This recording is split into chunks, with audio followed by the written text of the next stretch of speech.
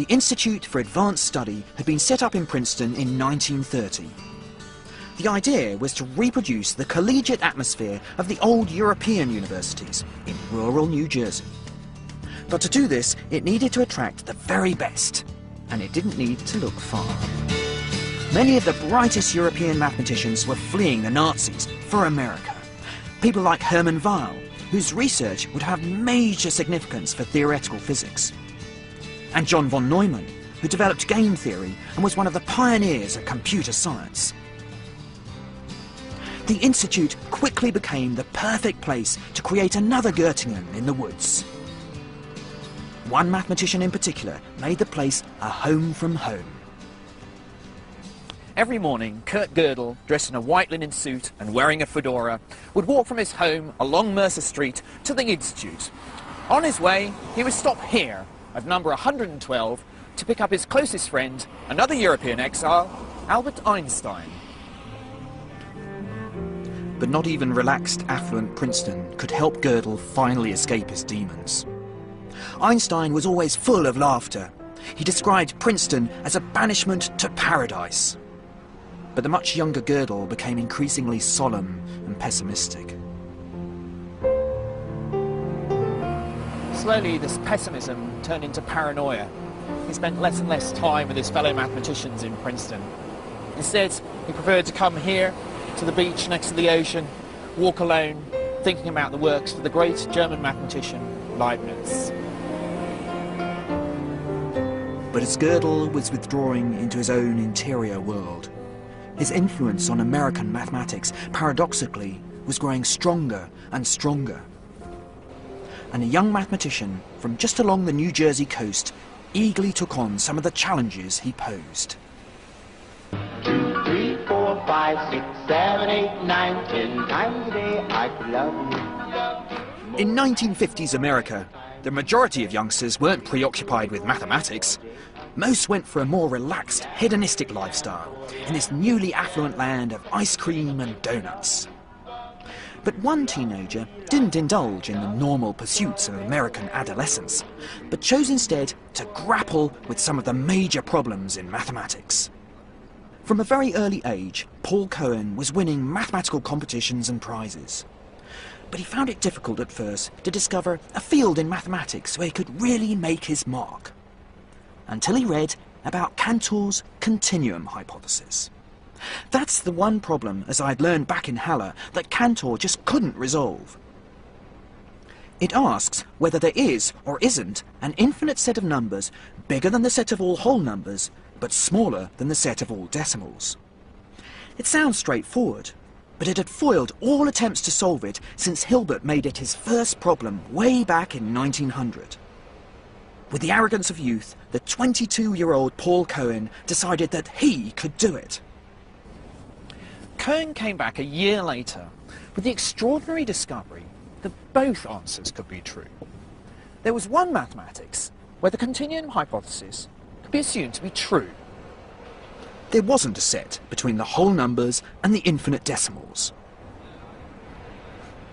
But there was an equally consistent mathematics where the continuum hypothesis could be assumed to be false. Here, there was a set between the whole numbers and the infinite decimals. It was an incredibly daring solution. Cohen's proof seemed true, but his method was so new that nobody was absolutely sure. There was only one person whose opinion everybody trusted. There was a lot of skepticism, and he had to make a trip here to the Institute right here to visit Gödel, and it was only after Gödel gave his stamp of approval in quite an unusual way said, give me your paper, and then on Monday he put it back in the box saying, yes, it's correct. Then, of course, everything changed. Today, mathematicians insert a statement that says whether the result depends on the continuum hypothesis. We've built up two different mathematical worlds, in which one answer is yes, and the other is no. Paul Cohen really has rocked the mathematical universe. It gave him fame, riches, and prizes galore. He didn't publish much Okay. after his early success in the 60s. But he was absolutely dynamite. I can't imagine anyone better to learn from. And he was very eager to learn, to teach you anything he knew, or even things he didn't know. With the confidence that came from solving Hilbert's first problem, Cohen settled down in the mid-1960s to have a go at the most important Hilbert problem of them all, the eighth, the Riemann hypothesis. When he died in California in 2007, 40 years later, he was still trying. But like many famous mathematicians before him, Riemann had defeated even him. But his approach has inspired others to make progress towards a proof, including one of his most famous students, Peter Sarnak. I think overall, absolutely, I loved the guy. It was my inspiration. I'm really glad I worked with him. He put me on the right track. Paul Cohen is a good example of the success of the great American dream. Second-generation Jewish immigrant becomes top American professor. But I wouldn't say that his mathematics was a particularly American product. Cohen was so fired up by this problem that he probably would have cracked it whatever the surroundings. Paul Cohen had it relatively easy. But another great American mathematician of the 1960s faced a much tougher struggle to make an impact. Not least because she was female. In the story of maths, nearly all the truly great mathematicians have been men. But there have been a few exceptions. There was the Russian Sofia Kovalevskaya, who became the first female professor of mathematics in Stockholm in 1889 and won a very prestigious French mathematical prize. And then Emmy Noether, a talented algebraist who fled from the Nazis to America, but then died before she fully realised her potential. And then there is the woman who I'm crossing America to find out about, Julia Robinson, the first woman ever to be elected president of the American Mathematical Society.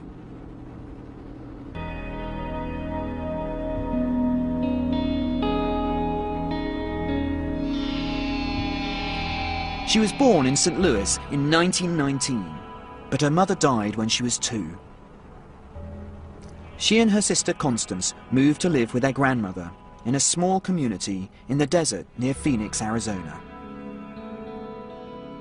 Julia Robinson grew up somewhere around here. I've got a photo which shows her cottage in the 1930s with nothing much around it.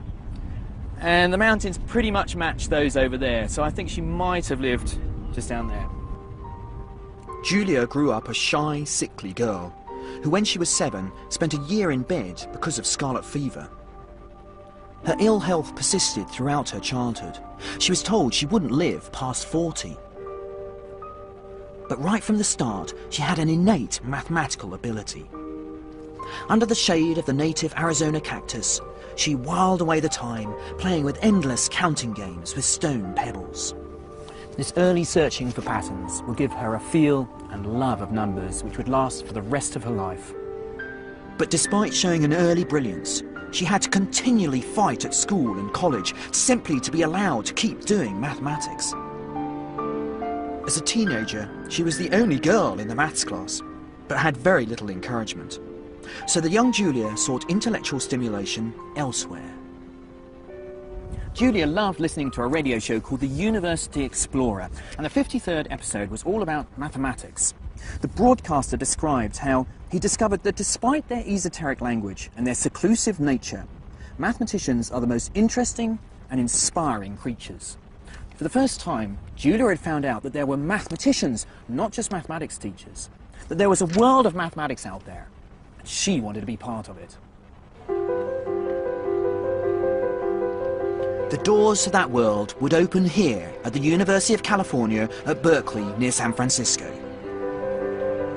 She was absolutely obsessed that she wanted to go to Berkeley. Not to Berkeley, she wanted to go away, someplace where there were mathematicians.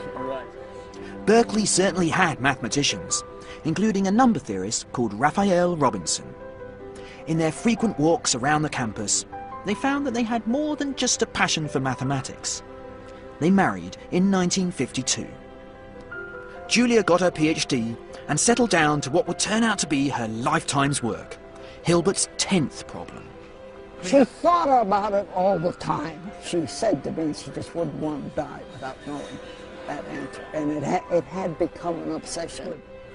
Julia's obsession has been shared with many other mathematicians since Hilbert had first posed it back in 1900.